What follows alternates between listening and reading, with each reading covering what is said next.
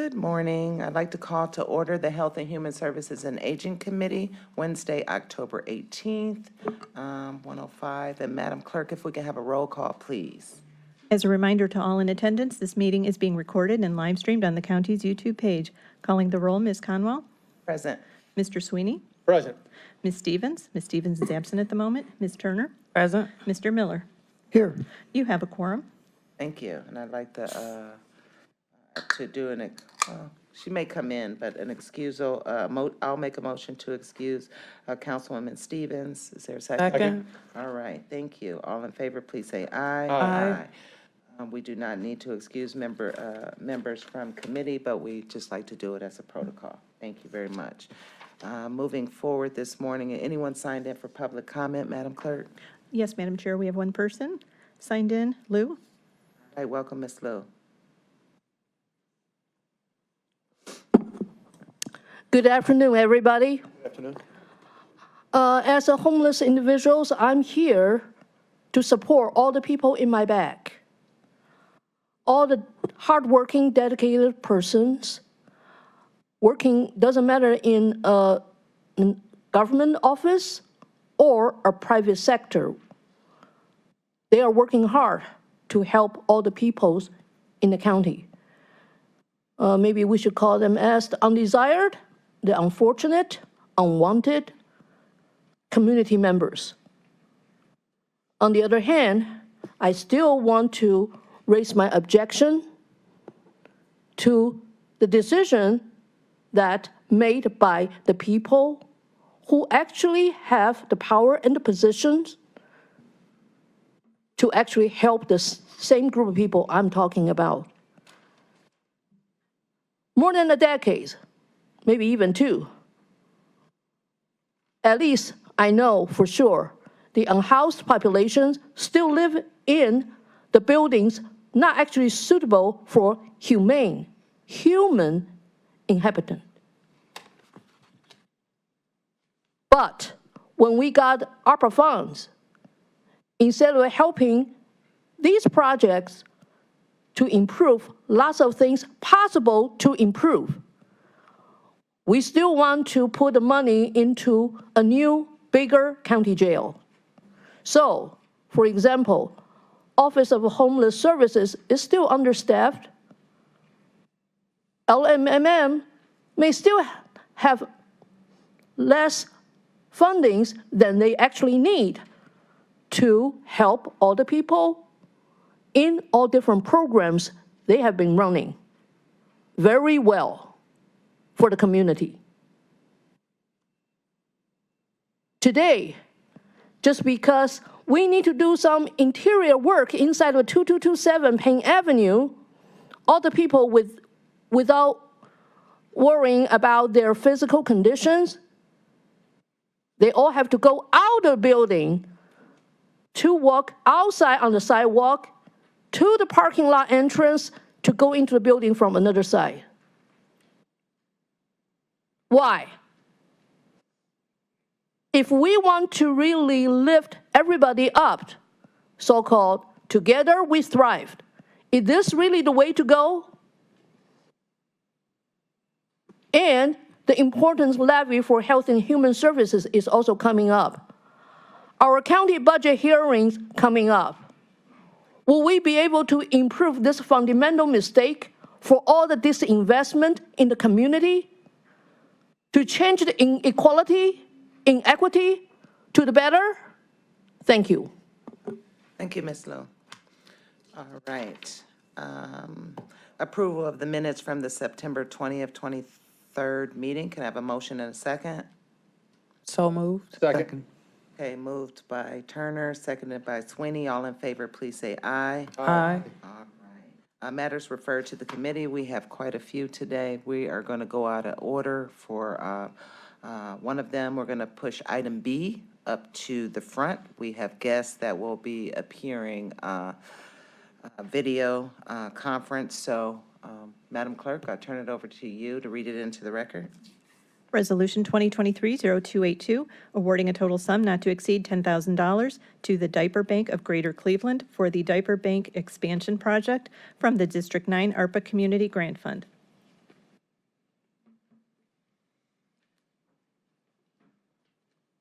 Hi, good afternoon. Good afternoon. Hi, Welcome.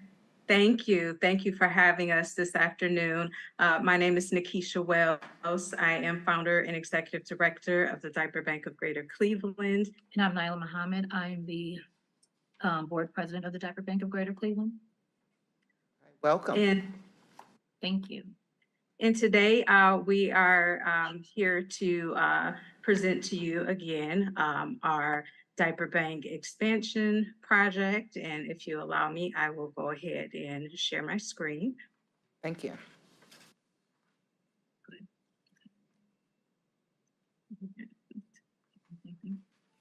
No, right here. Oh. Okay, there it is. Can you all see that? Are you able to Yes. see? Okay. Okay. And listed here is the beginning phases of our expansion project. So just very quickly, to the left is our current space where we have our volunteers come in to help us sort and wrap. The top is the space that we are working on transitioning into. And in the bottom is our current storage space, which unfortunately we have pretty much outgrown. Fortunately, but Fortunately, but Fortunately. unfortunately. And so just a little bit of background, the Diaper Bank of Greater Cleveland was founded by myself back in 2019, just as a result of learning more about diaper need and the fact that there were currently no diaper banks available at the time in Cuyahoga County is what triggered, my curiosity and just, also learning more about diaper need. And so as I began to learn about this issue, I began to connect with the National Diaper Bank Network, which led me to where we are today. So currently we are a member of the National Diaper Bank Network and certified, which the National Diaper Bank Network is headed in New Haven, Connecticut. And our mission is dedicated to providing families in need with access to free diapers, support services, and we also work with other member diaper banks throughout the United States to raise awareness of the growing need and health issue and health need for diapers. And our overall vision is to ensure that all families in Cuyahoga County have access to clean and adequate supply of diapers.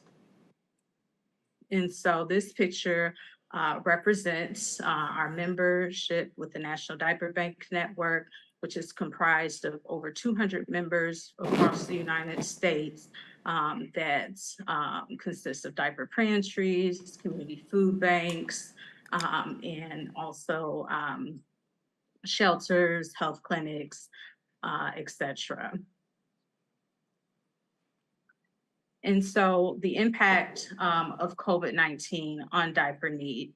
Prior to COVID-19, 1 in 3 American families struggled to purchase diapers for their little ones. And so as of today, as that crisis continues, an unprecedented number of families are still unable to afford the basic necessities that they require to thrive and to lead them into a better life. And sorry, we'll then go back. Yeah. Okay. And so diapers can cost anywhere between $80 to $100 per month per child. So oftentimes if a family is struggling to purchase diapers, they often have other unmet needs. And so we've seen families that are having to choose between purchasing diapers and food or paying their rent. This is a constant, yes, not going to work, because they're unable to take their child to childcare. which also requires that they have a daily supply of at least 6 to 10 diapers.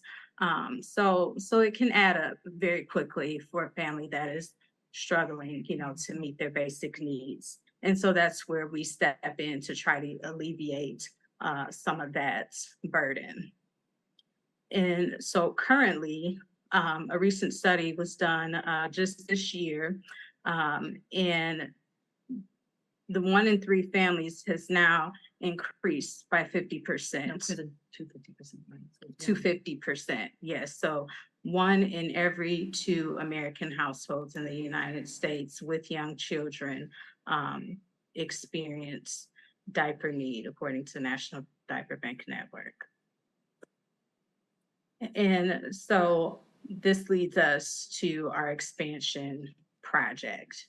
And so the Diaper Bank expansion project aims to address the pressing need for affordable and easily accessible diapers among low-income families in our community.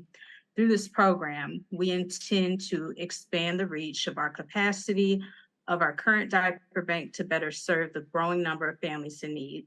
Our primary goal with this project is to ensure that all families have access to an adequate supply of diapers for their children, which is essential for their health and well-being. So we understand that diapers are a basic necessity for infants, young children, and lack of access to clean diapers can have detrimental effects on their health, hygiene, and overall quality of life. And so we have recently partnered with the Greater Cleveland Food Bank and will co-locate in the food bank's new community resource center, opening in just a few short weeks, which will be a one-stop, including a health choice food pantry, which is dedicated to evening and weekend hours, an array of other services available to work with neighbors, providing access to resource and wraparound support, which is where the diaper bank will come in to help neighbors and other community residents overcome the barriers of not only food insecurity, but also the other needs that may be unmet. And so they will be able to gain access to all those services at one time, as opposed to having to travel from place to place. And so with the goal of our expansion project, so the Diaper Bank of Greater Cleveland looks forward to the ARPA funds to support our expansion project. So some of this includes packing tables for our inventory prep stations, warehouse space costs, additional PPE supplies, after-hour donation drop-off bins, and additional supplies and equipment to support us in this new transition. And so again, we want to thank you for your time, consideration, and we also, invite you to learn more, hear about our project, and also upcoming collaborations. Any questions? Thank you. Thank you. Any questions? Yes, we may have a few. I will open it up for my colleagues. Any questions in regards to this? Councilman Miller? To Ms. Wells, welcome and thank you for doing this important work. And who is eligible to receive services under this program? Yes. So anyone that is 200% below income is eligible to receive free diapers through our program. And also we do, on a case-by-case basis, support, families that are, experiencing some type of hardship. So we also come into contact, with families that are working and, they, for, one reason or another, maybe this month, they have, run into some unfortunate circumstance. And so, we try to support those families as well. Thank you. Thank you. I had a couple of questions, Ms. Wells. Number one, Yes. the lady to your right, what's her name again? Nyla Muhammad. Nyla. Okay, sorry about that. I didn't catch that. Wait a minute. I got questions on my presentation. Okay, in terms of when you say support services, did that include any formula, things like that? I'm a Nana and I ran in when COVID, it was, the formula really hit families. Do you guys offer that as well?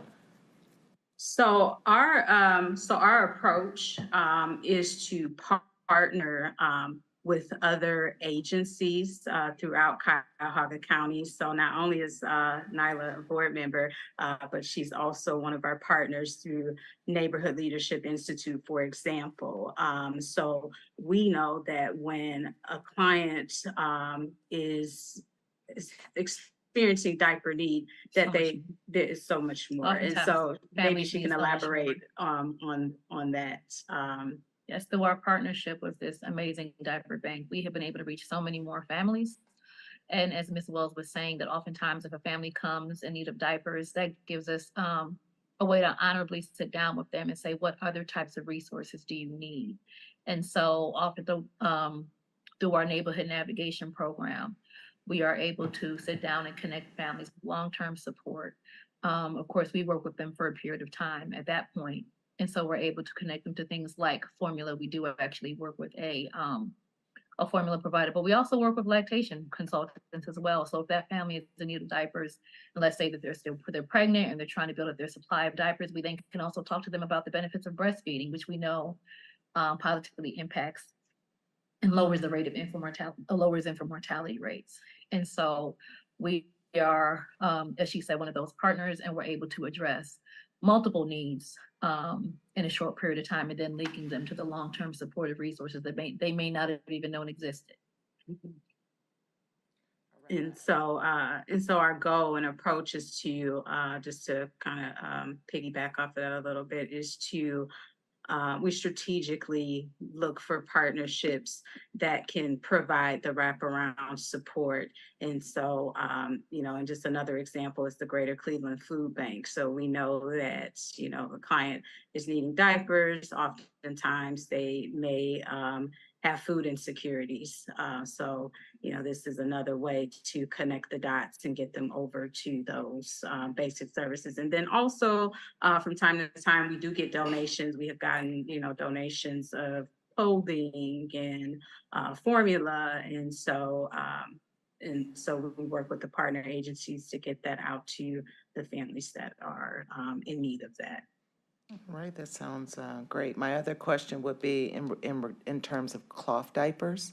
And do you offer diaper services? I was one of those first-time moms that my son was allergic to Pampers, so I had to, I was young, didn't have a lot of money, and had to, at that time, it was the flip. Cloth diaper service was much more expensive than the Pampers. So for those children out there that can't or allergic to the plastic or whatever, do you offer cloth diapers as well? We do have them available. So like I said, sometimes we get donations in. And so when we have those families, we definitely try to get them out to them. We don't have a specific program geared to cloth diapering, but our hope is that with our continued, expansion, we can begin to, add, additional services. For example, we see that, potty training, access to, proper potty training techniques and things like that has also been a growing need. So this is, with the transition, we're just really excited, and we'll have adequate space to be able to, offer trainings and and various additional programming for our families. We'd like to thank both of you ladies for presenting today. We want to thank Councilwoman Turner for bringing this to our attention. I did not know about the diaper bank, so I have learned something new today. And I would like to add my name to the legislation as well, and I'd like to add some of my ARPA dollars of 10,000 to match it. So, any other takers here today? All right, seeing none. Madam and- Chair? Yes, If I may. yes. Thank you. Good afternoon, Ms. Wells, Sister Muhammad. Good How are you ladies? good afternoon. How are you? We are good. I'm How are you? good. Good to see you. I just wanted to mention that I was able to attend their first annual, what was it called? Dancing for Diapers. Diapers. Dancing for Diapers event just a few weeks ago. It was amazing to see all the support that you had. I was in good company. So I just wanted to mention that. I'm excited about your new partnership and expansion project with the food bank. There was a question that was texted to me. A watcher that wants to know, do you partner with Birthing Beautiful Communities or Village of Healing? We have had discussions. We have been in discussions with them in the past, and I she can can say- speak to that. Indirectly as well as a partner, they have reached out to our organization a number of times too, because we work with them and their clientele. We are referral agencies to each other, so we have been able to support them and their clients, even indirectly, through providing diapers and, dropping off to their clients and meeting with their clients as well. And oftentimes the doulas will connect in with our diaper giveaways as well. Well, thank you for that. I've supported both of those organizations as well, and look forward to hearing more about your collaborations. But again, I just wanted to thank you for the opportunity to be able to support you in this very important mission. I'm hoping that I will see one of you next weekend, Councilwoman. I'm also, through my sorority, doing a diaper drive for them. We have a regional meeting next week here in Cleveland. And so as part of our service project, we will be collecting not only blankets for the prosecutor's office, we will be collecting other items for folks returning home in the reentry community, and we will be collecting diapers, wipes, and pull-ups for the Cleveland Diaper Bank. So I do believe it takes a village. Yes, Thank you, Madam Chair. We appreciate you. Thank you. Thank you. I've given my my increase today, so they're all Thank you. good.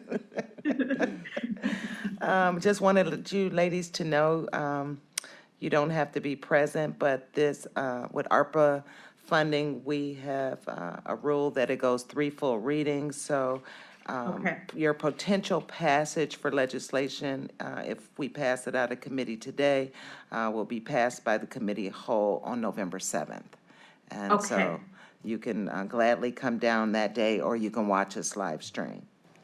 Okay, thank you so Again, much. thank you for presenting today. Thank Thank you you. for having us. Thank you for having us. Now, can I say one last thing? Yes, ma'am.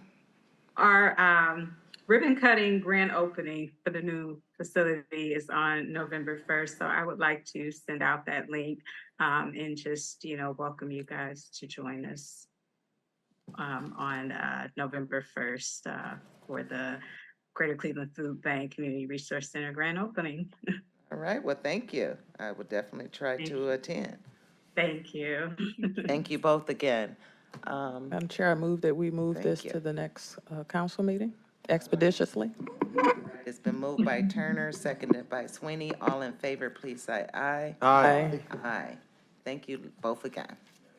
Thank Thank you. you. Have a great Have a day. great day. You too. Madam Clerk, if you could read the next item into the record. Okay, Resolution 2023-0277, making an award on requisition 12944 to various providers in the amount not to exceed $1,257,500 for Supplemental Nutrition Assistance Program to Skills Employment and Training Program for the period October 1st, 2023 through September 30th, 2024, for the providers 1 through 7 listed on the agenda. And Madam Clerk, you did hear that I wanted to add my name to that last item. Yes, I have that, Madam Chair. Thank you. Thank you. Good morning, David. Yes, Councilman Miller. I'm going to recuse on this item because it includes money for the Centers for Families and Children where my wife works. All right, thank you. Good afternoon, David Merriman, Department of Health and Human Services. I'm here in front of this item, but there are two other items on today's agenda that I'd like to just very quickly comment on. Unfortunately, there's a meeting at 2 o'clock that I have to be at, and I believe John Corlett has to be at it as well. Both John and I were here in support of item 02023-0016. There's a meeting to talk with the food bank about some exciting program developments. So unfortunately, we'll both need to step out right before 2, or at least I will. But I also am strongly in support of the Lutheran Metro Ministry program, but I know Melissa Sirak is here to present that, and she can handle the balance of that presentation. This first item is an important one for us, I think, as a community, as we see the increasing demand for work activities for SNAP recipients. We know that it's important for us to have quality partners to be able to refer our clients. Many of those partners are already serving elements of the community, residents, neighborhoods, and providing services, and this program gives them the ability to draw reimbursement for those services, even when they identify the client needing the service and not us. And I'm very, very grateful for the group of leaders that are here on behalf of this SNAP 50/50 project. They've shown up today. Quite a few of them are here. I know you have a packed agenda. I know in the past you've liked to bring individual up to speak. And I don't know if the time will permit for that, given the number of items you have on here. But what I want to do is I'm going to go ahead and turn it over to Marcos to get the balance of the item introduced. And I'll be here in support of it, but also stepping out for the other meeting. Marcos. Thank you, David. Good afternoon, Marcos Cortez with Health and Human Services on behalf of Cuyahoga Jobs and Family Services. Again, the purpose of the SNAP to Skills Employment and Training Program is to address the employment and training needs of our SNAP recipients. This initiative will combine non-federal funding with up to 50% federal SNAP employment and training funds to expand work-focused education and training services to low-income households receiving SNAP benefits. Specifically, it's intended to increase the number of SNAP participants who are able to obtain employment at a wage allowing them to sustain their family, to increase the rate of SNAP participants retaining employment, and to increase the rate of SNAP participants who are able to locate, obtain, and maintain sustainable employment opportunities. Our office issued an RFP on June 26th, and it closed on July 28th. We did receive 7 proposals, and we awarded 7 contracts.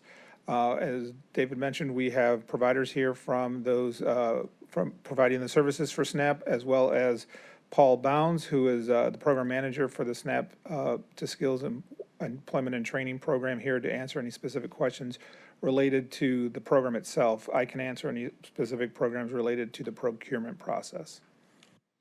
All right, Marcos, who were the other, it's tongue-tied here. Who specifically was the food bank? I thought they also used to assist. So these 7 providers are the 7 providers that have been previously awarded. They responded again. There were 2 others that were on that master previously, but they did not respond to the RFP. So the food bank, I do not believe, was one of them. Okay, so maybe I'm not clear exactly what this legislation, what they're doing. I know there's organizations like the food bank that assist individuals that come in to get signed up. Is this something different? No, so these are already receiving the SNAP benefits. Gotcha. This is to help them with gaining employment. That's where my clarity. So I know the food bank still does that. They open up and help with the application process, but this is different. Any other questions from anyone? Councilman Sweeney. Thank you, Madam Chair. Marcos, nice seeing you. Just what the money was, is the same amount of money last time the contract was? I believe it is the same amount of money. I have to verify that, but I'm pretty sure it's steady. Actually, Paul, you might. No, that's good enough. I'm good with that. And you have 2 less. How was it divvied up?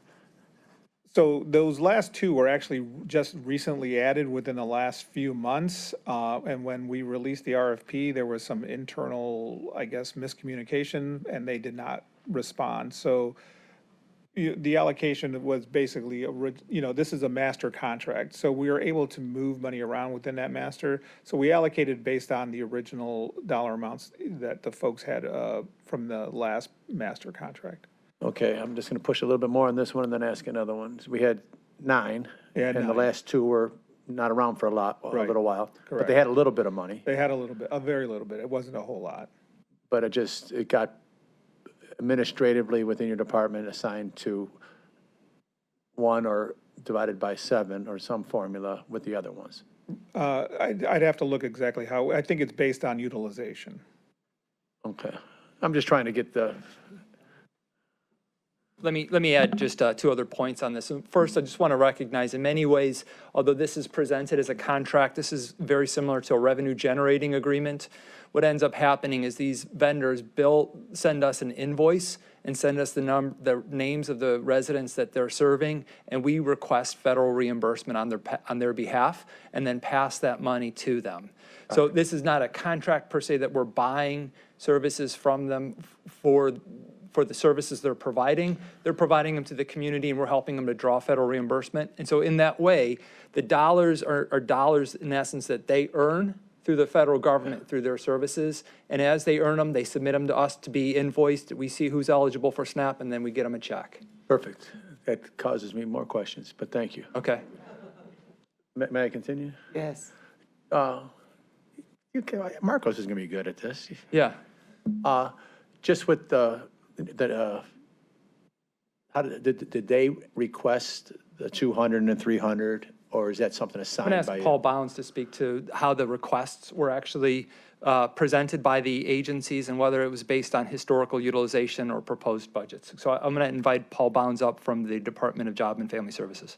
Yeah, and apologize, I'm just trying to understand it for myself. I will say, so we did get proposals, and usually in those proposals, we ask for budget. So the most likely, that's probably where this allocation was determined. Got it. But usually they determine that based on how the program is operating, so. Got it. Welcome. Sorry for making you come up. No, I need the exercise. So Paul Bounds, Job and Family Services. So yeah, Marcos is correct. So normally in the procurement process, we put out an RFP that asks for agencies to submit a proposal that outlines their program model. And again, some providers are here today, and I see a few of them from Aspire, the Cleveland Libraries, the Cuyahoga County Public Libraries, the Centers, Omario, Newbridge, and a few other places are here. In their proposal, they lay out their budget, the number of staff they need, the type of services they'll deliver, and that is what we use to make a determination exactly who gets an award based on that. We are restricted to a certain extent because these are pass-through dollars that go from the federal office to the state office, so we do have a limitation in terms of what the federal office makes available to the state, which we, of course, makes available to the county, which we can make available through contracts or providers. Thank you. And just so I understand, whatever the 7 entities submit, that's what's approved? That's how we get to 1.2? Yeah, assuming we have the dollar amount available from the allocation, but correct, yes. And with the not to exceed, we learned a little bit about that in Public Works. It's really not to exceed because you can exceed it. Yeah, And you can move money around, and it's, about 6-8 months ago, we discovered the law department saying they're working on that. When someone says not to exceed, and then they exceed, it just doesn't make sense to me. Right. So yes, as the contract reads, there's a max dollar amount. The benefit of utilizing a master contract agreement is we have 7 providers who are under that, and we are able to move dollars within the agreement. Yeah. Meaning if one provider underserves or underspends, those monies can be moved to another provider, which may be projected to overspend. But that's not to exceed the actual contract dollar amount. And through the chair, that's a hard cap, the not to exceed. Yeah, I mean, there's some other nuances involved. If needed, we can request additional dollars from the state, but that's something we will have to make a request for, and the state would have to approve, but does not exceed what we have built into the contract. And the last question is, if it becomes a program that's being utilized a lot, and is it first come, first served to, if somebody has a 200 and they get up to 300, and the 300 only gets to, they're at 200, but they still have more time to go, If then, how do you balance that? Is that an internal mechanism you guys use yourself? If I understand your question, so there's a dollar amount for the contract. Each provider also has a specified budget. Yeah, that's, So the expectation is that they will manage their budget. If there is a scenario where they may be projected to overspend, we do meet with them on a consistent basis to review their spending, review their invoices, review their program operation, and we make a determination whether one, are they going to overspend? What can we do? What can we do to address that? And two, are we able to request additional dollars from the state to allow for that? would you consider overspending or over-serving? Just serving We constituents. will love to serve as many people as we can. So if there is the bandwidth, again, in terms of getting additional dollars from the state office to serve more people, we will welcome to do that. Yeah, it's a moving target. That's what I'm seeing right now. It can be, yeah. It's not an exact science. Yeah, okay, I'll give it up now, but It's thank you, Madam Chairwoman. problem. Mr. Bounds, in terms of the reimbursable funds, the pass-through dollars, if the county was not a partner in this, these agencies would not be able to get these funds directly to them. That's correct. And part of the federal mandate, each state as well as each county, in Ohio, we are a county-operated system, we are required to make this program available. Thank you. Any other questions, for Mr. Bounds, for Marcos, or Mr. Merriman? Well, again, if you guys wish, I can call a few of our providers up. Be more than happy to give a little more detail about their specific programs, if you'd like to hear from them, if there's time. Yes, if they can do it quickly, state their name for the record. Sure. If I can ask for a couple volunteers. I thank you all for coming down. Usually I let everybody speak, but we've got a lot on the agenda today. 2 or 3, it's fine. Thank you.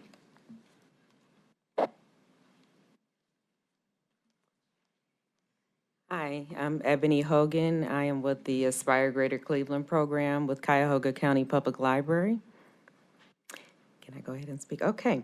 All right. Now, our director is not here, so I don't know the terms of the contract, and I believe we may have asked for more, but between he and Paul, they worked out the details. But what I do want to really share with everyone is that we've been a proud provider of adult education and career services for individuals receiving SNAP that have work activity or volunteer, and they still are in need of job and career services and additional adult education services.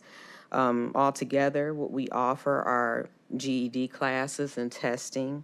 We offer support services to help eliminate barriers such as bus tickets, study guides, vouchers for taking tests. And then we also, and this is pretty new as of, say, maybe about close to a year, we offer ESOL language and citizenship classes due to the influx of immigrants that we've had coming into the country fairly recently.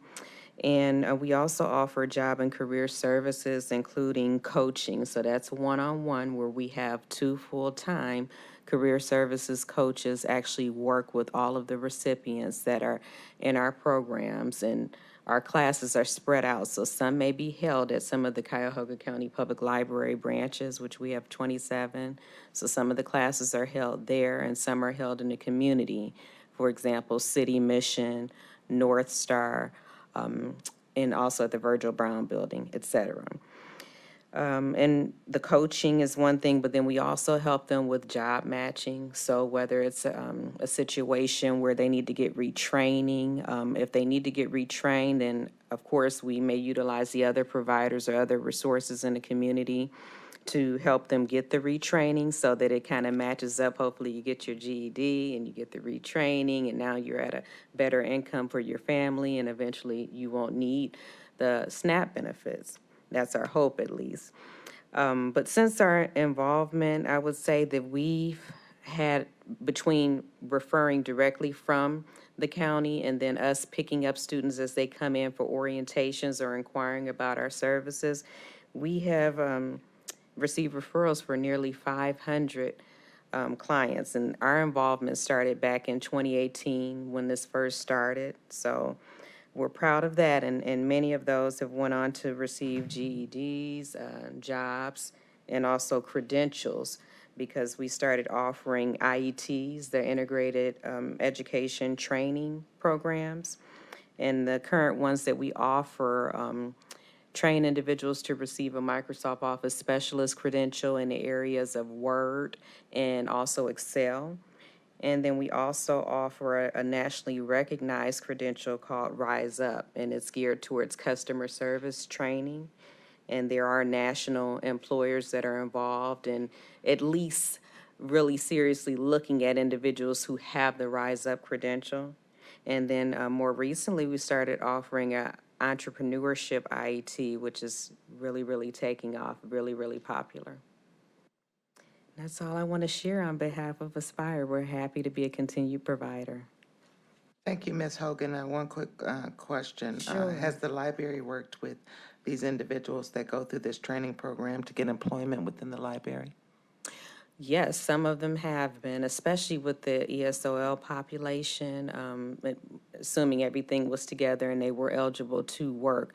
Many of them have gone through, if they were a part of the IETs in particular, so there for language assistance, citizenship, in addition to getting an integrated education training credential, then we created a program in-house where they would interview with some of our administrators, and then from there, they could do things, for example, like be qualified to get on the list to become a substitute clerk, where they're interfacing with customers that way for passport services, to pay library, and also paying library fines, or they would be able to work sort of reference, being able to help when individuals come in and they need help, or they might call and come in and need help with the book or to find out the weather for the week, whatever it may be. So yes, we have done it in-house, but a lot of it too, we've been able to tie it and work with employers across Northeast Ohio too. Thank you. Thank you. Who's next? Thank you. You're welcome. Hi there, Ian Marks, Vice President, Lutheran Metropolitan Ministry for Workforce Development. We've been utilizing these SNAP dollars for the past few years. It's been wonderful for our participants. They're engaged in culinary programming that's still a huge need here in this region that can lead to living wage jobs. We take them through job readiness, the achievement of industry recognized credentials, as well as all the necessary skills to become a really top-notch line cook. Had a number of placements at the Cleveland Clinic, Great Lakes Brewing Company, Parlay right around the corner here, as well as through our own social enterprises, our Metro 45 food truck, and our catering operation. The students get a really well-rounded experience working as well with our case management services. Because of a relationship we have with the food bank, we can help out with food insecurity they may be experiencing. And as Ebony mentioned, you know, the bus passes and things that come with this program. It's been incredibly beneficial, and we've had a great number of placements from it to benefit the community. Through the chair, not a question, but a comment. So you had a culinary competition earlier this year in which Councilman Sweeney got to serve as a judge. So Yes. It's now my turn. Gotcha. We're getting that back on next time, because as the councilman, we also run our Chopping for Change program for currently incarcerated adults.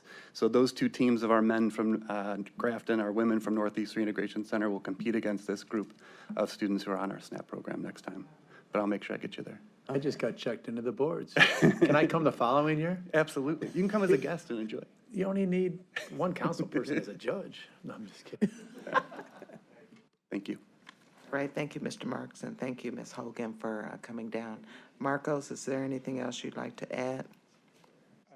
No, but this contract did begin October 1st, So you're requesting second reading suspension? if that would be All right. allowable, yes. Okay, can I make a motion to move this to the full council for second reading suspension? I Yes, have you a can. motion? Thank you. Second.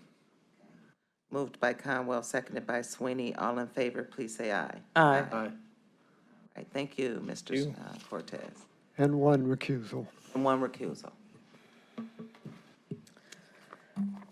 Resolution 2023-0291, authorizing an amendment to a contract with Lutheran Metropolitan Ministry for operations and case management services for a 400-bed men's emergency shelter located at 2100 Lakeside Avenue, Cleveland, and for facilitation and coordination of overflow shelter services for single adults and families at various locations for the period January 1st, 2023 through December 31st, 2023, to extend the time period to December 31st, 2024, to change the terms effective upon contract signature of all parties, and for additional funds in the amount not to exceed $775,000.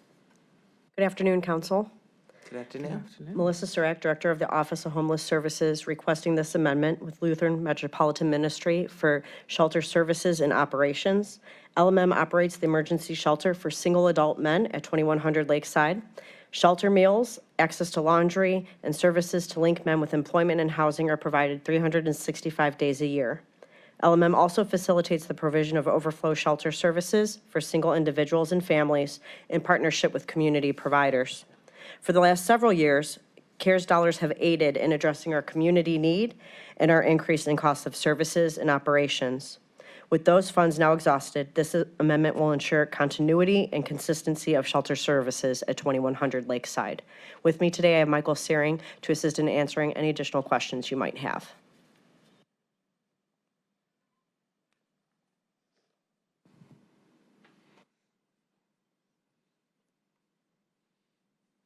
Anything else you'd like to share? Just that this is the final piece of Excuse me, funding. can you state your name for the record, please? Sorry, Michael Searing from Lutheran Metropolitan Ministry. Thank you. Microphone adjustment. This is just the final piece of funding that we need to make our budget, so I appreciate your consideration. Let me look real quick. I didn't see anything that stood out to me. Any changes in the contract whatsoever? How many, is this one that's in the second year of the RFP? Any information like that we need to know? No changes. I think it's important to note that you'll notice this amendment does go through 2024. We did that to be proactive. These funds, what is not spent, this is ARPA assisting with operations, so it'll transfer into the following year. So we were trying to be strategic as we work to put contracts through in a timely fashion so that they're set up for the following year. Okay, very good. All right, any questions from anyone? Councilman Sweeney? Thank you, Madam Chairwoman. It's nice to meet you again, Mike. Director, just how did 775,000 get, was that negotiated between you two, or that's all the money we have, or how did we get that? So we initially started discussions, HHS Director Merriman, myself, with Lutheran Metropolitan Ministry at the beginning of 2023 regarding the increase that they had experienced during COVID in operations due to retention of staff, additional food costs. Mike can speak more to that. As you know, our budget is fixed. So at that time, we took it back, and the request was an additional $2 million. We were able within HHS to identify $1.25 million that we did not anticipate spending across HHS that was repurposed. We did not have the additional 7075. So at that point, we determined, the continuity of services, as I mentioned in the beginning, is important, and shelter is a critical piece of our homeless crisis response. So we are using those for alterations, and we are using those for operations and altering it from capital for the overall 2100 plan to meet the $2 million that's needed for 2023. And thank you. So we're going to get through 2024 with the anticipated amount of individuals that are necessary, or that are going to be participating or part of this particular journey of their life. Yes, absolutely. Is it enough for you? I mean, because it's tight. You guys work so hard with the dollars we give you, and the return is incredible. But the tightness of the budget, is this the bare minimum, or is this a little bit, you can breathe a little bit this contract? Through the chair. Thank you. It is, we can definitely make our budget with that, for sure. So we've worked closely with Office of Homeless Services, looking at all of our costs, and we feel really good about this amount for this year. Good. Seeing true partnerships is wonderful. You don't get to see that all the time. Thank you, Madam Chairwoman. Thank you. Madam Chair. Yes, Councilman Miller. Thank you. Through the chair, does this amount of money take you through 12/31/24 or just to the end of this year? This funding does take us through the end of 2023. However, should projections be slightly off or we're able to identify more cost efficiencies because it is ARPA, it will transfer into 2024. And this is a request, as you'll hear on Monday as well, in my overall biennial budget. And what's the status of the expansion program? I'm so happy you asked, Councilman. I was going to offer that at the end, but thank you for the platform. We do not have an exact date yet. However, there will be a ribbon cutting. We're hoping for November for the opening of 2020 Lakeside. So we are near end, almost ready to go, and then we'll get everything situated. We hope to actually utilize that building in the beginning of December, but at the latest, it'll be January 1. And does the expansion expand capacity, or does it just enable you to use the space in a less concentrated manner? It does not add additional beds. It does allow us to be less concentrated. It's a semi-congregate setting. It will also allow us to, we've been using St. Paul's for overflow shelter, so we're anticipating that we'll be able to move those individuals into our actual 2100 and 2020 Lakeside residences. And we also hope that this assists with those that are unsheltered, allowing them an environment that's a little more conducive to come indoors. And what are the overflow locations and their capacities? So currently, as Melissa said, we operate at St. Paul's Overflow. It's a church on the near west side. We could do about up to 40 per night. Thankfully, we have not needed to do that in quite some time. And then, as Melissa said, with the expansion of space, we don't think we're going to need it anymore for that population once this building opens. Is there a relationship, Mr. Searing, with the Adams Board in helping with the individuals that may have mental health issues? Yes, there is. So we're really excited that about, I'll say, a year and a half ago, the Adams Board began directly funding us for a staff position that makes linkages to all the BH providers and does some direct services as well. That's paid for out of their contract with us. All right. Do the individuals they have to want to participate, or? Yes, yeah, we do training with our staff, kind of like a mental health 101 to look out for what they think someone's needs might be, and then we just kind of call it like an internal referral to our clinical coordinator to either serve the person or link in the community. Can you share a little bit with the committee in terms of the new direction that LMM is going with the housing and how this will actually help and assist in this mission that we're here today about? Definitely. We're really excited about growing our housing initiative. I think that housing is a solution to homelessness. We probably all were aware of that. The lack of affordable housing, nationally, locally, and we've received funding from the county through the housing department. We have raised over $4 million of private funds for our housing initiative. It's largely focused on families leaving homeless shelters, and we also have a shared housing model for singles leaving 2100 as well. All right, awesome work. Madam Chair. Councilman Miller. I would just like to say publicly what I've said in some individual discussions, that I'm concerned that the seasonal shelter program is not set at this time, and neither is it currently provided for in the budget, and so I've been involved in a number of conversations to help us work together with the city of Cleveland and to identify what the program is for this winter season and who the providers are going to be and what the cost is going to be and how that cost can be divided between the county and the city and to get the county share provided for in the budget. And so I think it's very important that we have capacity to be able to encourage those who are shelter resistant, that at least during the coldest nights on the winter months that we can get them temporary shelter to keep them safe. I got a little one. Councilman Sweeney? Thank you, Madam Chairwoman. Just curious, 2100, we all know what that building is. Now it's going to be called 2020? No, but I'm just saying, we labeled it or branded it 2100. Everybody knows what that is, but are we ever going to name it? We should. We should. It's 2020 sounds cool, but, or we can keep the brand of, those are only two that are identified by address. So just a point to ponder, because I was thinking about it just now.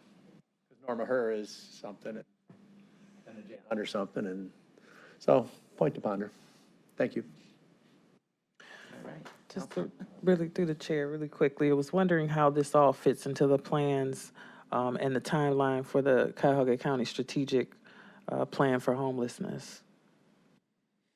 This is a definite investment. 2020 Lakeside is definitely an investment that aligns with our strategic plan. One of our goals is improving the experience of those currently residing in shelter. And so the update of both 2100, which will come next, 2020 Lakeside, as well as Norma Hare, is all about that experience, and significant dollars are being contributed and invested both from Cuyahoga County as well as the city of Cleveland to make those updates to those buildings so that the environment is more dignifying and more humane. So it directly aligns, and those were the intentions with the ARPA recommendations made by my office as well. Thank you. All right, while I have you both up here, operational dollars going forward for the additions, has that been discussed? Because we'll need that. At least Councilman Miller is looking for that. We are assessing those overall costs for both shelters. Did you want to speak to where you're currently at with it? It could change, subject to change, but. Sure. So we're looking at the overall space is, I was doing some math, 47% more space at the new building, which will be great for our people and spreading them out. Good news is it's not a 47% increase in costs. Many of the costs are the same. Our case managers, because it's the same number of people, the food, the laundry, all of that. There will be increased cost for the monitor security staff and for utilities as well and janitorial. So we're working on that. Right now, our ballpark is about a 10 to 15% increase in overall budget to operate the additional building. I'll say that again, I'm sorry. Approximately 10 to 15% of increased cost to operate the additional building. Okay. And we'll get the final number soon. Yes, Councilwoman, yes. I'm working on, those will be, as you'll see at the budget, that'll be forthcoming in the 2024. Gotcha. Just wanted to firm up the numbers a little bit better before presenting them. Any other comments or questions?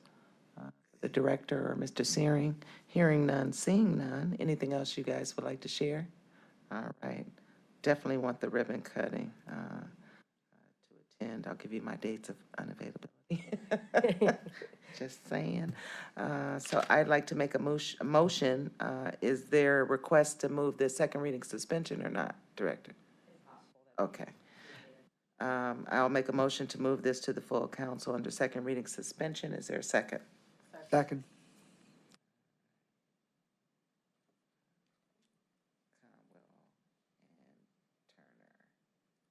All in favor, please say aye. Aye. Thank you. Thank you all. Thank you. We have an ordinance. Madam Clerk, if you could read that into the record. Ordinance 2023-0016, enacting Section 208.05 of the Cuyahoga County Code to establish a Cuyahoga County Women's Health Advisory Council to serve as a resource for information, advice, and recommendations regarding goals, strategies, and programs of the county to support women's access to the full range of healthcare options, including reproductive and maternal health, and to eliminate health disparities. Thank you. Good afternoon, Chairwoman Conwell Thank you. and members of council. My name is Sabrina Roberts, and I'm a senior advisor to County Executive Ronayne. Today, it is my absolute privilege to present on the proposed ordinance to create a Women's Health Advisory Council.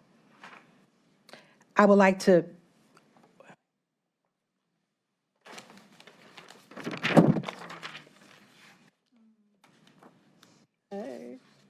begin by thanking all who have gotten us to this point.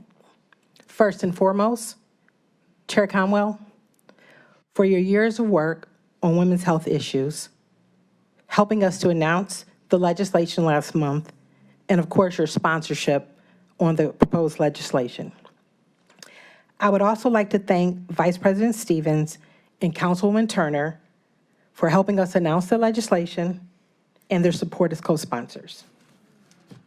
Additionally, I would like to thank our two co-sponsors, both members of this committee, Councilmen Sweeney and Miller.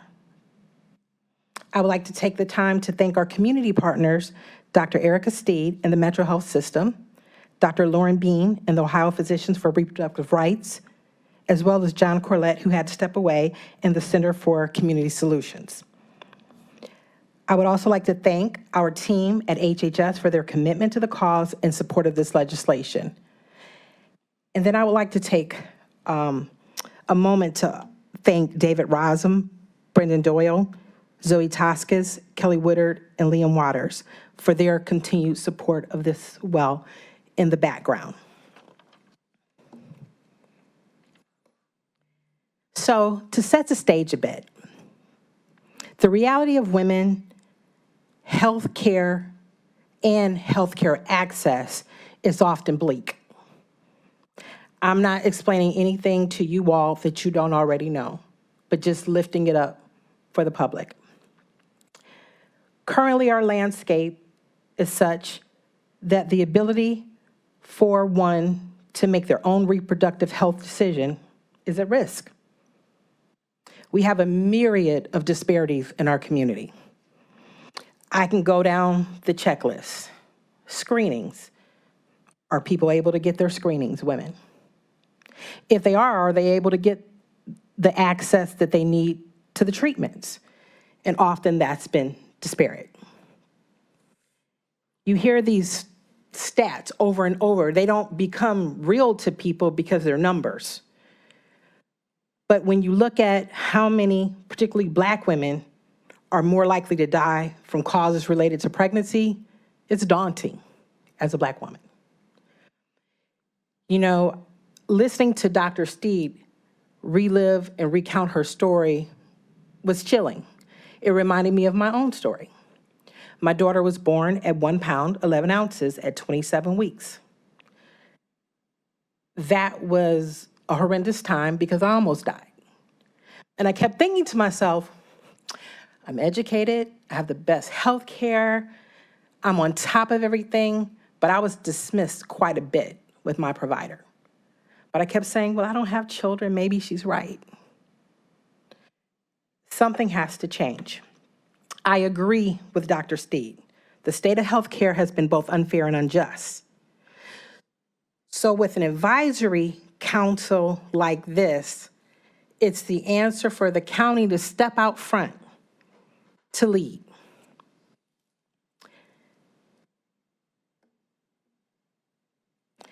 What will this council do?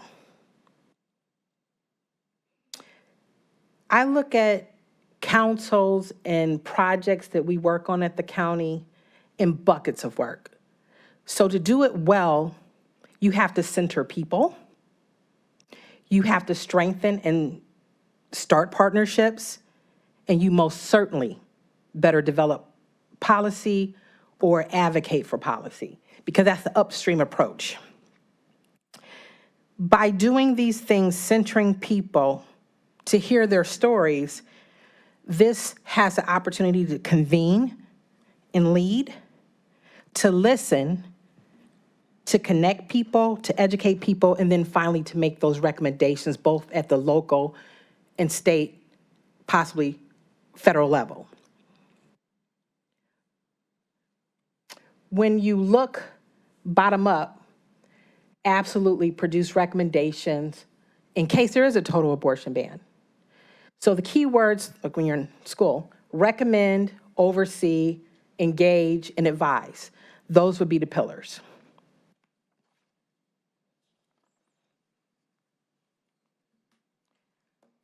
Who are the who? Who would serve on this council? This would be a 13-member council. The president of county council, the county executive, and the director of health and human services would each have a designee. The Metro Health System would have a seat on the council, and the remaining 9 seats would be comprised of community members that would be nominated by the county executive and approved by you, county council. We're looking for community members with lived experience, legal background, healthcare experience, and those from community-based organizations. All are welcome to apply. The Office of the County Executive will provide support staff. Following passage, a web application would become available to members in the community who are interested in joining the council. Our communications team would advertise the position openings on our website, send a press release, and promote on social media. Applications will be reviewed by members of the executive staff, and nominations would be made. All nominees would undergo the usual confirmation process by county council.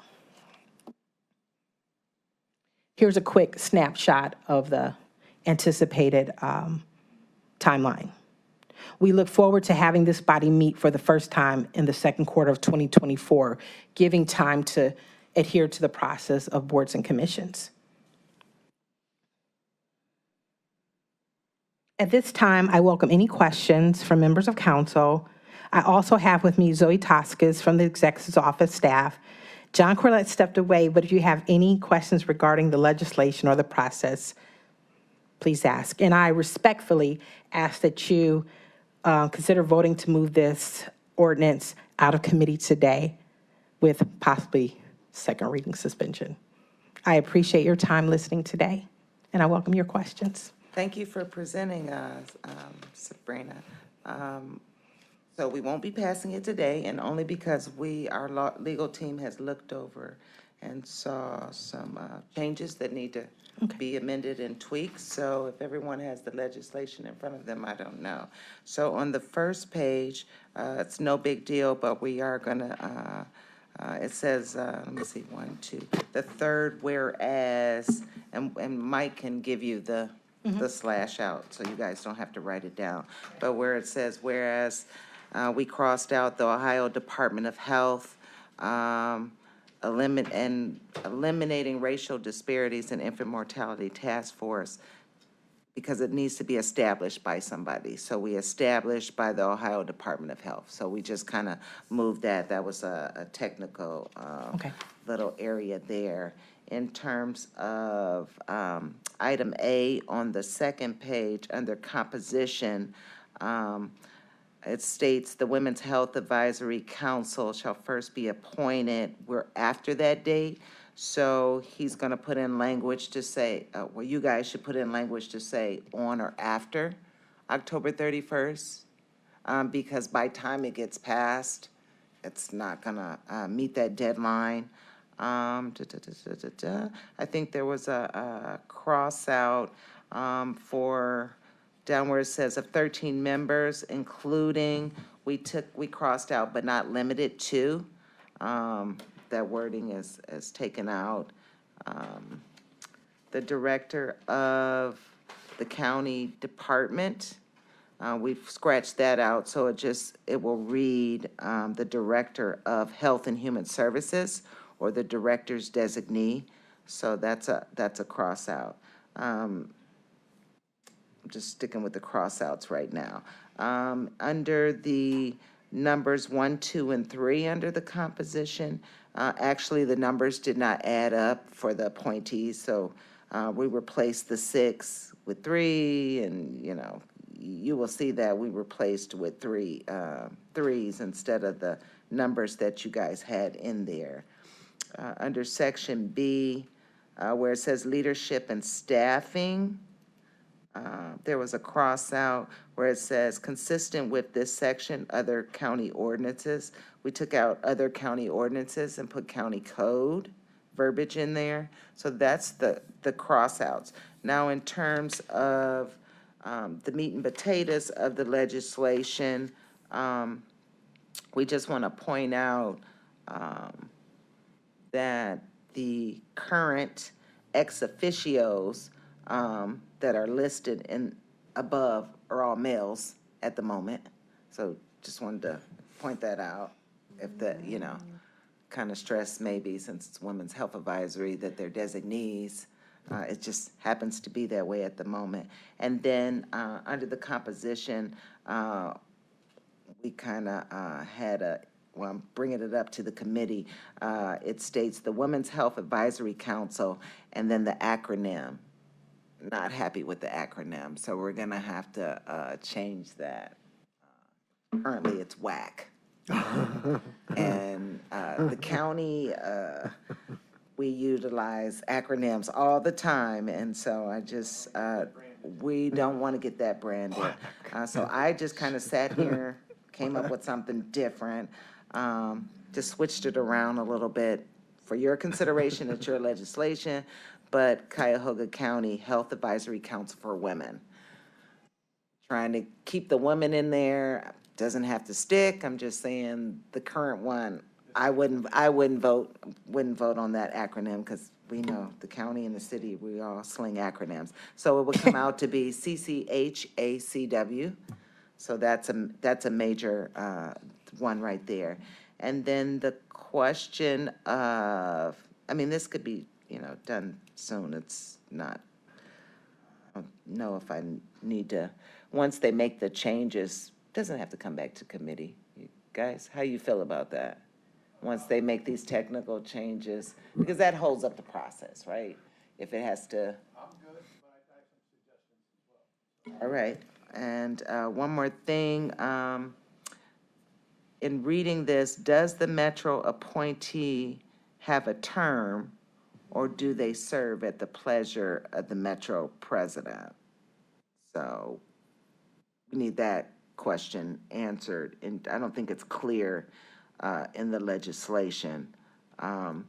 Mike, if you can come up here and help me out a little bit with the ex officio and all that language.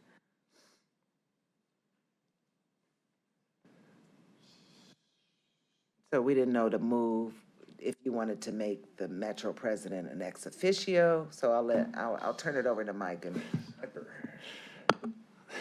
Thank you, Chairwoman Conwell, Michael King, council staff. Yes, thank you.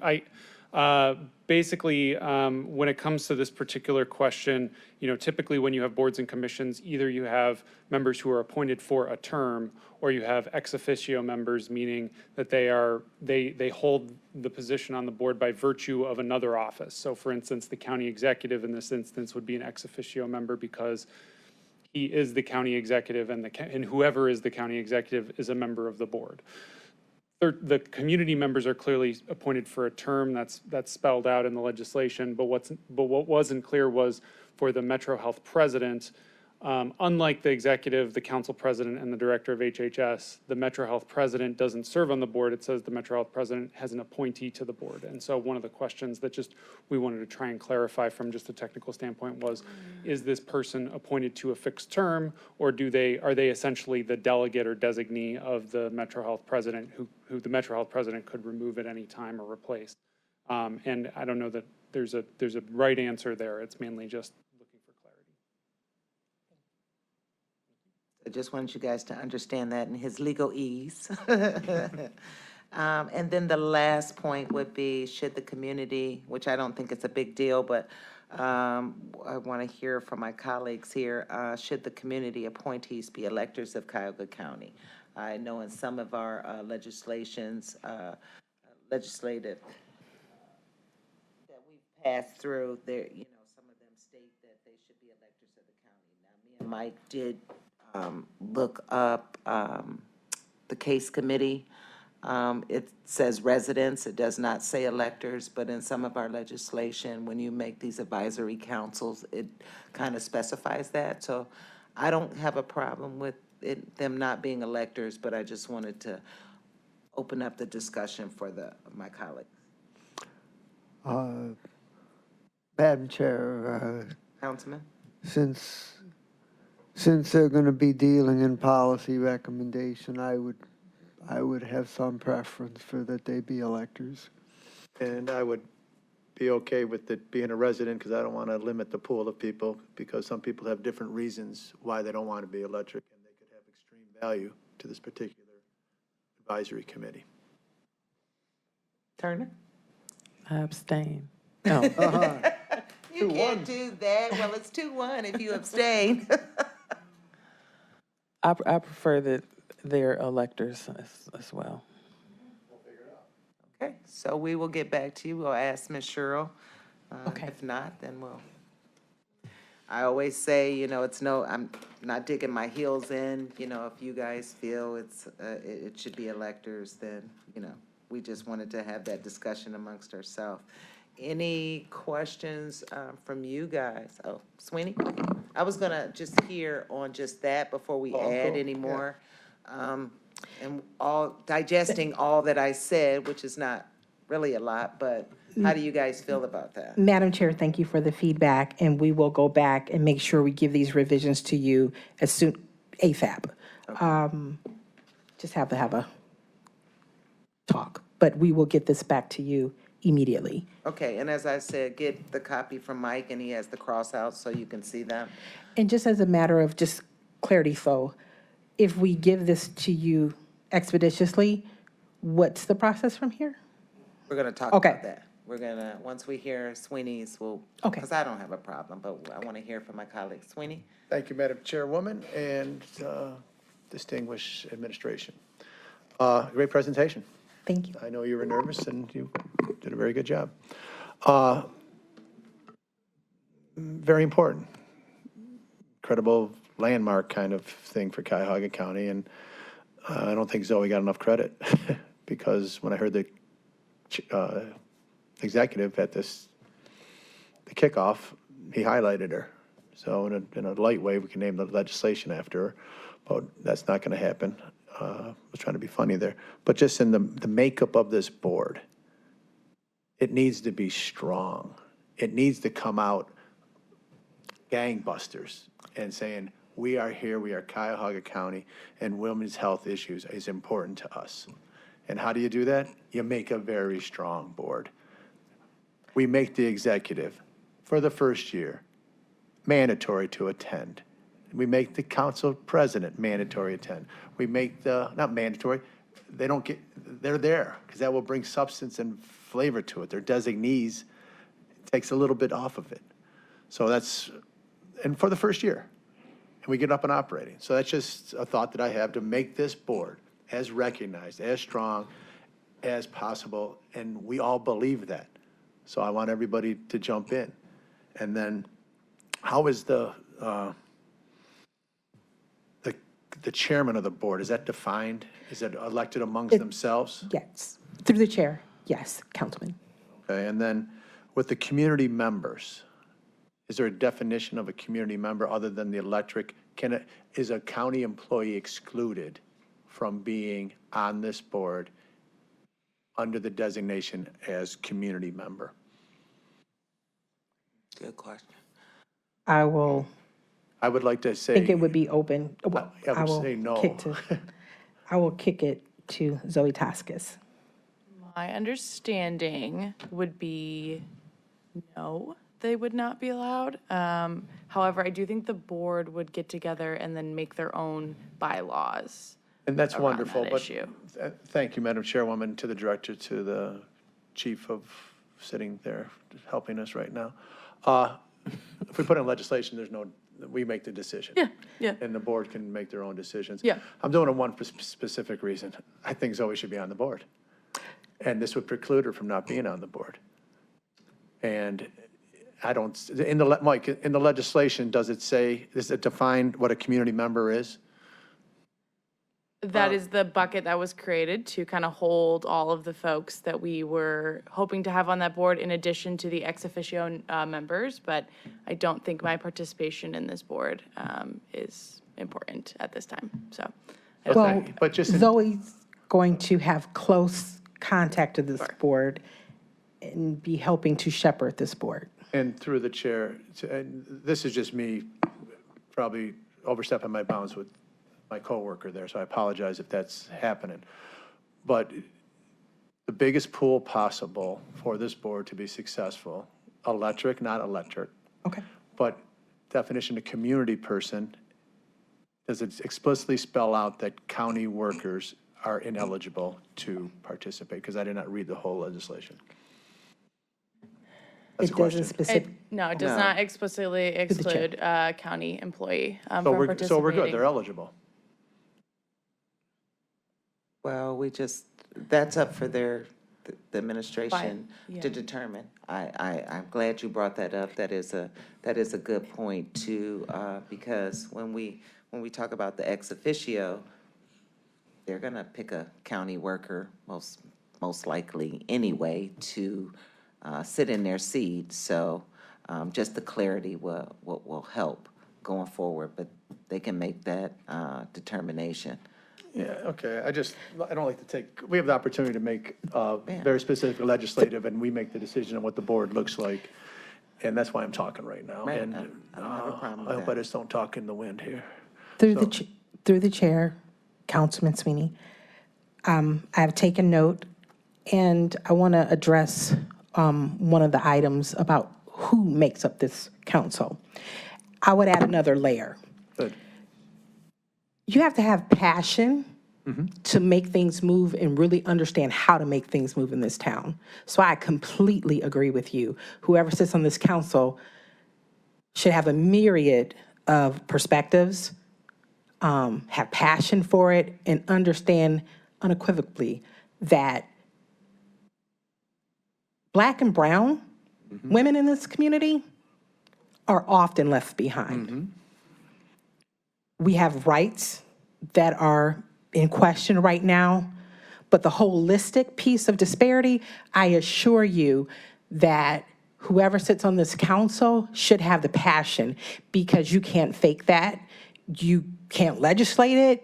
And that's how things move in this town, when you really know how to be a partner with other people and you know how to connect the dots.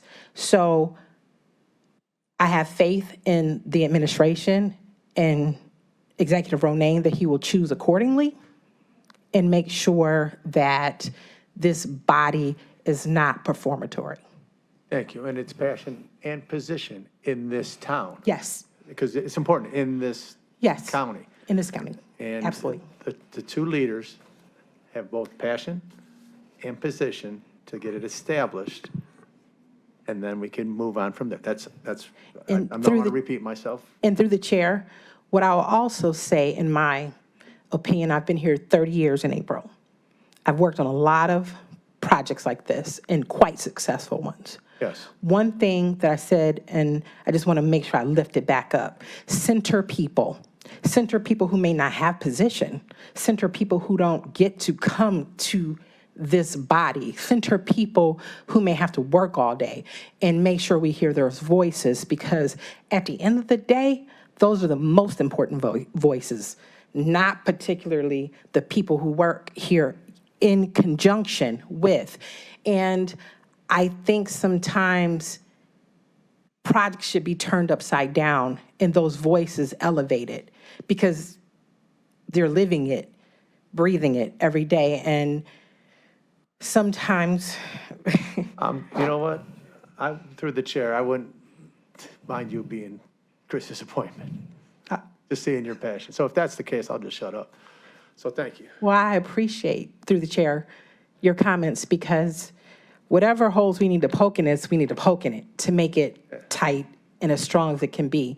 Because we have this one shot, and I know the work that the chair has done for many years to stand up something like this doesn't go unrecognized, and that we need to move expeditiously to begin putting the pieces in place so that we not only convene, but we lift up those voices, and then we do something when we hear the voices. So. Thank you, Madam Chairwoman. Thank you.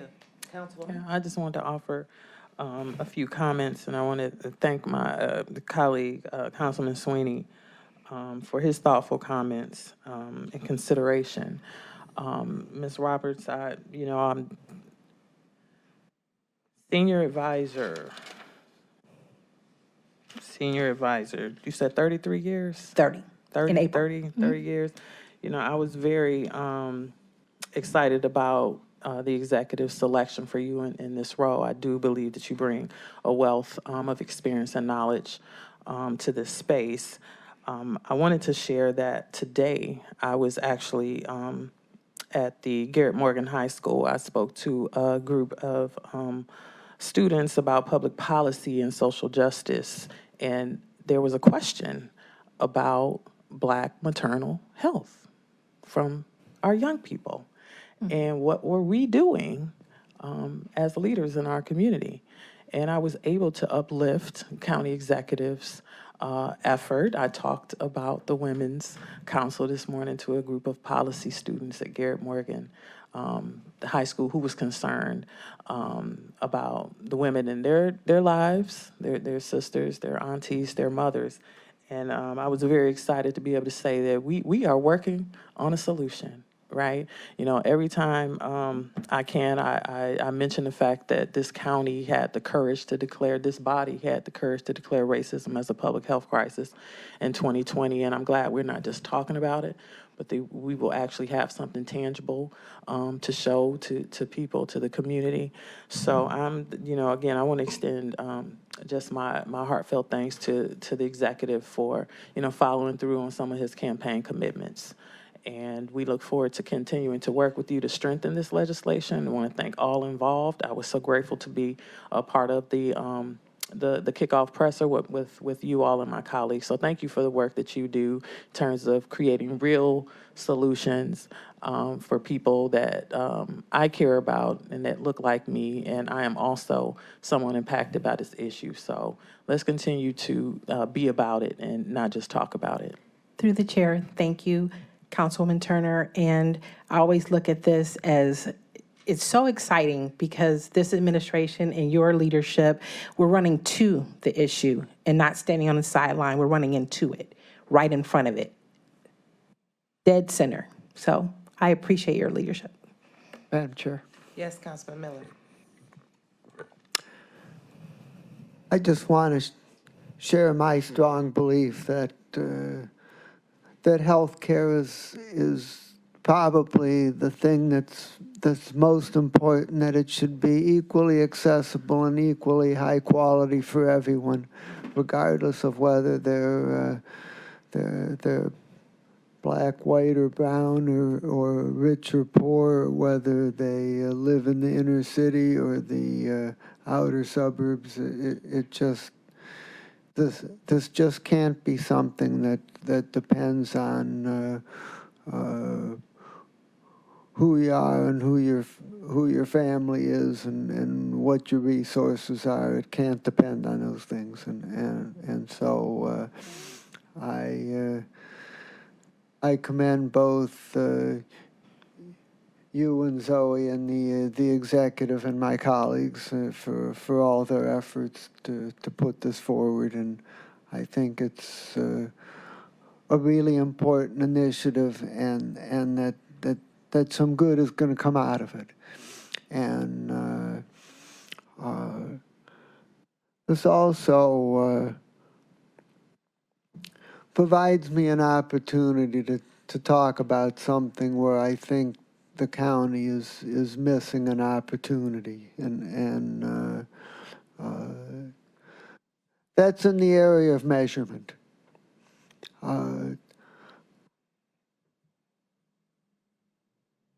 we need to have some benchmarks, some things that, that relate to the health and well-being of Cuyahoga County as a whole, and not just the internal workings of the government. And we need to measure these on a regular basis and use them to guide policy, and some benchmarks relating to progress on making healthcare of equal accessibility, respect, and quality for everybody in this community would be an important part of that. Through the chair, thank you, Councilman Miller. And at the kickoff or the launch press release of this proposed ordinance, speaking with Councilwoman, Vice President Stevens, she also made mention of metrics and benchmarks.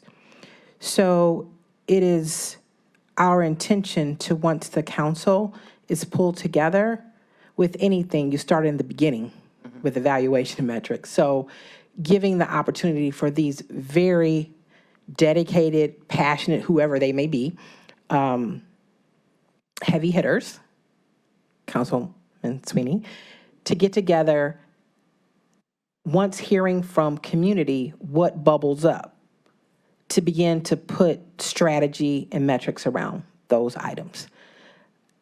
And then secondly, we won't be able to boil the ocean, but what I can assure you is that whatever bubbles up, that's why we have partners in town.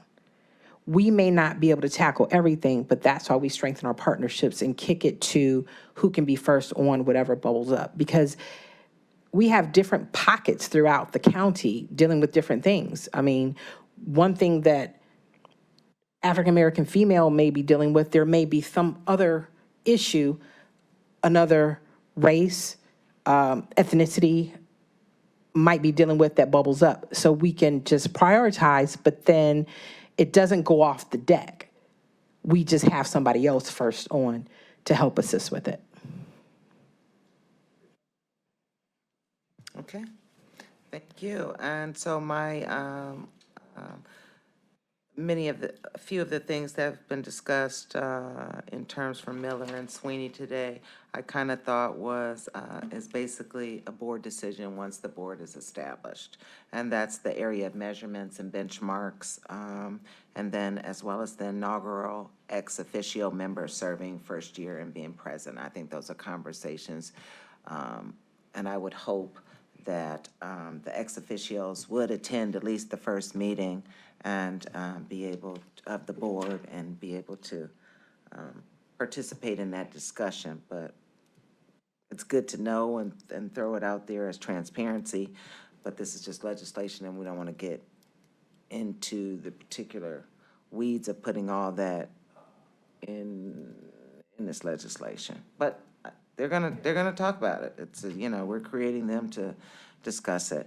So I hope you guys are okay with the change. The last thing I guess we need to discuss is everybody's okay with what they're willing to change.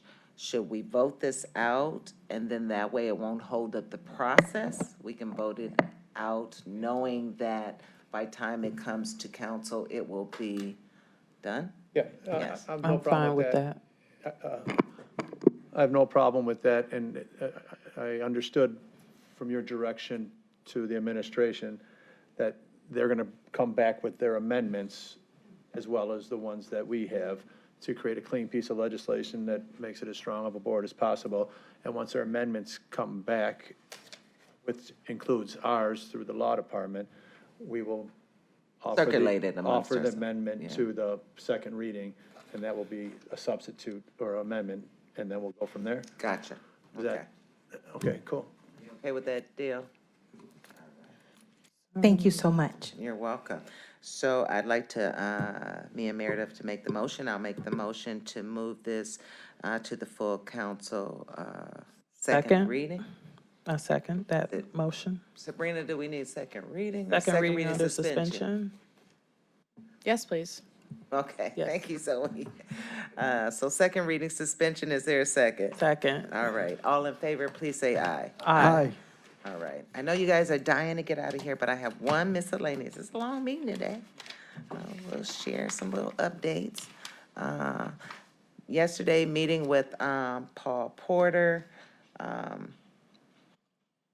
regarding the master contracts. You know, we've done a lot of work in terms of master contracts and vendors being paid on time. So how do we help and assist on both ends? So they took it upon themselves, which I'm glad of, the fortitude. The Department of Purchasing and Procurement has taken steps to determine with legal that we can incentivize vendors who get their paperwork and documents in on time, will get their funding. And those who do not get documents on time will have to get remaining paperwork in. So what that means is we'll be able to move the process forward for those to get their timely payments and not have to hold up everyone for someone's insurance or things of that nature.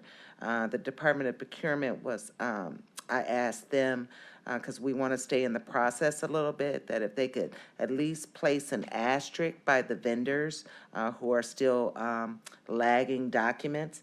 Now, that can all change because things move expeditiously sometimes around here. At least we would have knowledge, each council member would have knowledge of an organization that might, you know, so you're not getting a phone call, you'll understand, but with that asterisk in the book, that they're short and they're not getting their funding, so we're not jumping hoops. This will be a pilot starting with the master contracts that start in January 2024.